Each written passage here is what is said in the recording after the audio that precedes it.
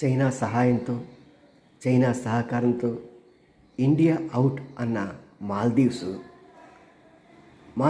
చైనాల యొక్క ప్రేమ 3-4 ముచ్చటగా నిలిచిపోయింది.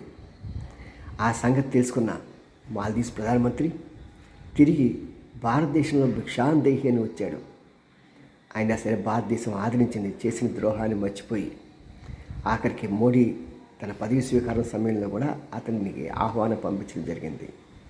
సేమ్ టు సేమ్ బంగ్లాదేశ్లో హసీనా ఏర్పాటు చేసిన ఆ సైన్యాధిపతి తను కూడా చైనా ఏజెంట్ అనే సంగతి తెలిసినా సరే చేసింది.